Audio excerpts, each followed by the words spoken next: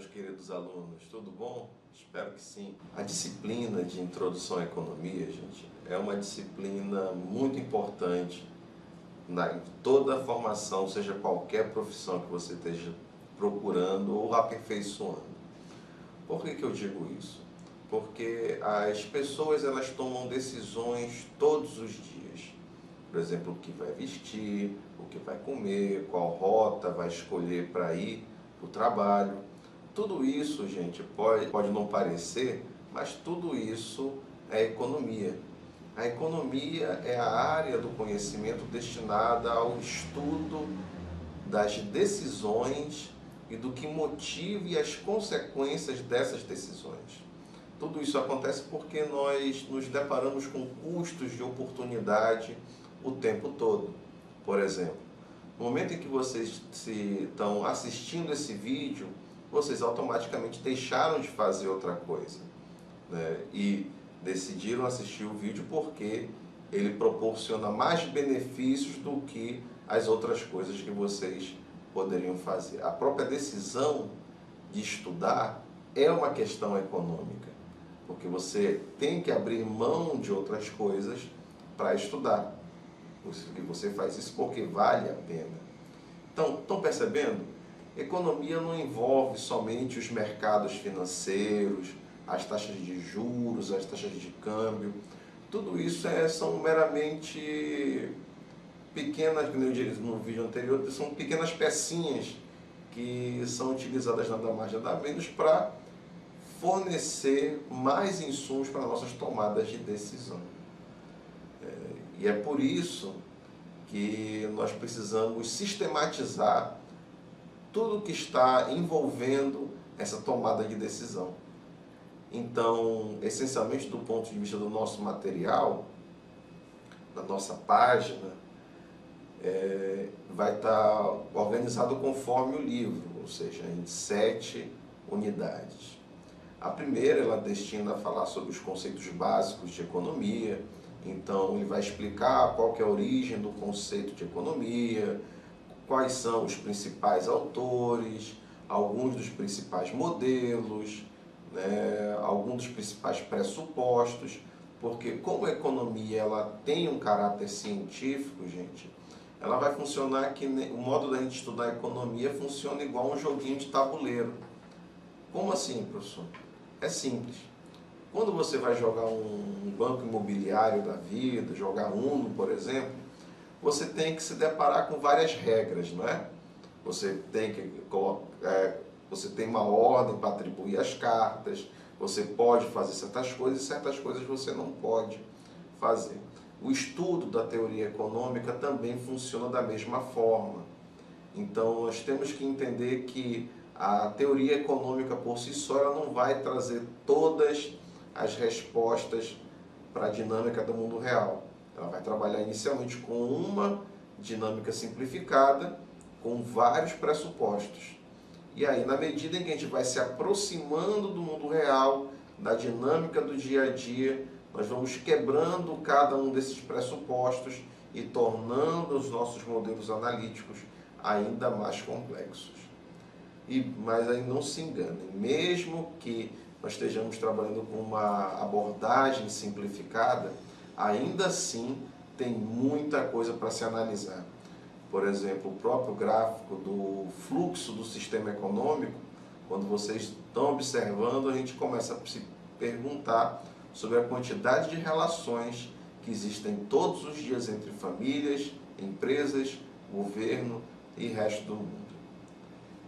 E, em seguida, no capítulo 2, a gente discute a história do pensamento econômico. Falamos sobre algumas das principais correntes, né, falando basicamente sobre a economia política clássica, que leva em consideração a teoria do valor-trabalho, ela migrando para as reflexões marxistas, passando pela Revolução Marginalista e o surgimento da escola neoclássica, aí, que é um ponto de ruptura significativo na história do pensamento econômico, porque até Marx, nós acreditávamos que o que determinava valor seria, nas mercadorias, seria o trabalho imposto nessas atividades.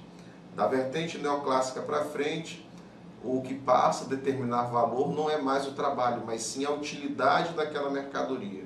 Isso muda significativamente a forma da gente estudar a economia e não deixa de ser um ponto extremo de críticas, não é verdade? E aí a gente vai trabalhando, além do Marx, vai trabalhando dos autores da economia neoclássica e da Revolução Keynesiana, onde nós temos a formação da macroeconomia como nós conhecemos atualmente. Em seguida, nós vamos ter que trabalhar com a questão, já vimos a questão do pensamento econômico, e aí nós começamos a trabalhar com a questão teórica, né? Nós vamos ter um capítulo chamado de Tópicos em Microeconomia para Gestores. Esse tópico ele é bem legal porque ele trabalha com os modelos mais básicos de microeconomia, que são a oferta, a demanda, oferta e demanda juntas, e as elasticidades. Normalmente, quando a gente está estudando economia, é nesse ponto onde os alunos começam a sentir dificuldade, porque a gente tem dificuldade para internalizar o conceito de elasticidade. Mas elasticidade não tem segredo. Elasticidade a gente pode entender como sensibilidade, ou seja, uma medida de reação. Tudo tem uma causa e tem um efeito. A elasticidade vai ajudar a gente a perceber se esse efeito é muito forte ou se ele vai ser muito fraco. E, passado dessa parte, a gente começa a discutir as estruturas de mercado. Nas estruturas de mercado, nós vamos falar de concorrência perfeita, monopólio, oligopólio, a concorrência monopolística. Cada um deles, eu quero que vocês entendam que cada uma desses pequenos compartimentos, chamados de estruturas de mercado, envolve um conjunto de pressupostos. Então, são abordagens essencialmente científicas e que o nível mais fácil, mais simplificado é a concorrência perfeita e o monopólio. Concorrência perfeita com muitas empresas que tomam o preço dado pelo mercado, e o monopólio, onde você tem uma única empresa produtora que é discriminadora de preço, ou seja, ela aplica o preço que ela quer para quem ela quiser. Isso, nos dois casos, são os níveis mais fáceis de análise. O nível médio seria o do oligopólio, onde você tem um grupo de empresas que elas já não fabricam mais produtos homogêneos, produtos são diferenciados, já existe rivalidade entre as empresas e já existe soluções nem sempre em termos de concorrência. Por exemplo, pode surgir cartéis, pode surgir conluios e assim por diante. E por último, no nível difícil, aí é que entra a concorrência monopolística, que é quando você consegue ter, apesar de trabalhar competitivamente, você consegue criar monopólios, mas não na produção, mas na questão dos direitos de uso, da marca e assim por diante. Por exemplo, a Coca-Cola, ela não tem monopólio na produção de Coca-Cola. Ou seja, você não pode confundir de jeito nenhum monopólio com poder de mercado. O que a Coca-Cola tem como monopólio é o monopólio no uso da marca. Ou seja, apesar de existirem N produtores de cola, refrigerantes de cola, só a Coca-Cola pode utilizar a marca Coca-Cola. Estão percebendo? Isso torna a nossa análise bem mais complexa, não é verdade?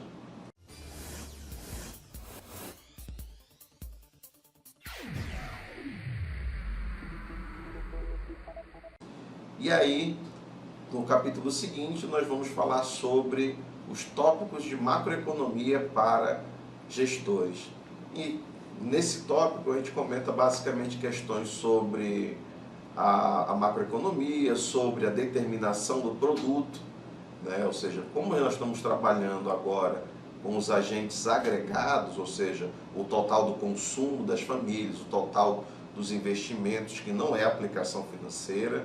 Investimento em macroeconomia é a aquisição de máquinas e equipamentos. né, os gastos públicos, as exportações, importações, o que determina a demanda agregada da economia.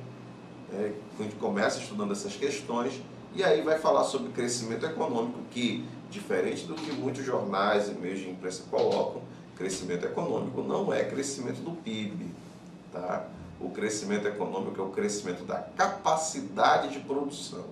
O crescimento do PIB é consequência da expansão ou da utilização da capacidade de produção. Você pode ter um aumento do PIB e o país ainda está na mesma. Agora, se esse crescimento do PIB foi obtido com um aumento da capacidade produtiva, ou seja, com mais máquinas, equipamentos, mais infraestrutura e assim por diante, aí sim nós temos com certeza um crescimento econômico propriamente dito. E não basta apenas ter crescimento, você tem que discutir a qualidade do crescimento, que é aí que a gente finaliza o capítulo falando sobre o desenvolvimento econômico. Posteriormente, já falamos no aspecto macroeconômico, tem uma outra questão envolvendo a macroeconomia, que é o mercado monetário, mas a gente vai um pouco mais a fundo, que a gente chama essa parte do material de tópicos de economia monetária para gestores, onde nós discutimos a oferta de moeda, quais são os tipos de moeda, quem oferta moeda, quem demanda por moeda, como se demanda por moeda e finalizando com a questão da determinação das taxas de juros. Já nesse âmbito macroeconômico, é importantíssimo o capítulo seguinte, que fala dos tópicos em economia internacional para gestores. Os tópicos em economia internacional, ou seja, a teoria do comércio internacional, vão ser exemplificados inicialmente por algumas das principais teorias do comércio internacional, que é o modelo das vantagens absolutas, do Adam Smith, e o das vantagens comparativas, de Davi Ricardo. Apesar dos dois serem vantagens, de absoluta para comparativa tem um diferencial bem legal aí para ser discutido. E posteriormente a gente começa a falar sobre os instrumentos para análise das informações do mercado internacional, como por exemplo a taxa de câmbio, os regimes cambiais, como a taxa de câmbio funciona, o balanço de pagamentos, que é o registro das atividades que nós mantemos com o resto do mundo e, dentre outras questões, também envolvendo o comércio internacional. Por último, nós temos um capítulo, que é na unidade 7, nós vamos ter um capítulo um tanto quanto amplo, né, e bem interessante, que ele vai tratar de duas questões importantíssimas para o estudo da economia. O primeiro é o desenvolvimento econômico. Então a gente vai discutir o que é desenvolvimento, o que é crescimento, o que já foi falado na questão macroeconômica, mas nesse capítulo nós damos um foco para questões como, por exemplo, a desigualdade, a pobreza, a distribuição de renda, e nós acabamos percebendo que o Brasil realmente ele é o país da Belíndia, né? Ou seja, parte dele é uma Bélgica, a outra parte é uma Índia, né? Então você tem e convive com desigualdades e disparidades de renda o tempo todo. São essas disparidades, gente, de renda causadas pela concentração que proporcionam questões como pobreza, criminalidade, prostituição, dentre outras questões que é importantíssimo nós levarmos em consideração nos nossos estudos. Uma questão que é interessante aí é que justamente o Estado, já que nós estamos falando no curso de administração pública, o Estado ele é importantíssimo na economia para justamente minimizar os efeitos dessas desigualdades e proporcionar o bem-estar social. Por isso que a segunda parte do último capítulo é voltada para a questão do Estado na economia. Se fala um pouquinho sobre as correntes do pensamento econômico e como elas discutiram a questão do Estado na economia. E, posteriormente, para fechar, se fala sobre a política fiscal e os seus mecanismos, que são a arrecadação tributária por meio dos impostos, taxas, contribuições de melhoria e os gastos públicos, que são construção de estradas, escolas, hospitais e assim por diante. Tem uma discussão bem legal no capítulo também sobre as falhas de mercado para justificar a intervenção do Estado na economia. E aí a gente fala um pouquinho sobre o poder de mercado, sobre a assimetria de informação, que são as informações imperfeitas, e as externalidades. Nesse sentido, então aí nós fechamos todo o conteúdo do nosso livro, de forma detalhada. Uma coisa que vale a pena a gente mencionar é a forma como o curso vai estar estruturado para vocês. Ele está estruturado, como eu mencionei anteriormente, em 7 unidades, mas cada uma dessas unidades tem um material para vocês. Nelas vocês vão encontrar a apresentação em PowerPoint do capítulo, ou seja, da unidade. Vocês vão ter fóruns para discussão, vocês vão ter uma pergunta ou uma indagação para vocês discutirem sobre o assunto, né? São assuntos e questões bem bacanas, assim. Algumas atividades também nos fóruns para vocês trabalharem. Tem a parte de atividades, que são perguntas sobre o material que vocês devem responder. E tem também vídeos, né? Tem vídeos externos no YouTube de questões que são bacanas para a gente estudar, mas também tem vídeos que eu fiz para vocês com todo carinho, explicando alguns pontos críticos de cada unidade. Então, por exemplo, eu acho muito legal falar sobre a questão dos bens públicos, então eu fiz um vídeo sobre os bens públicos para vocês. No final, sobre externalidades, então explico um pouquinho mais sobre externalidades. Questões que são colocadas no livro-texto, mas que não foram devidamente tão exploradas assim, mas que é importante ainda assim nós sabermos. Eu espero que vocês gostem, tá? Todos nós no SED fazemos um trabalho bacana e nos esforçamos muito para oferecer sempre o melhor para vocês. Então, um grande abraço, bons estudos e mandem ver!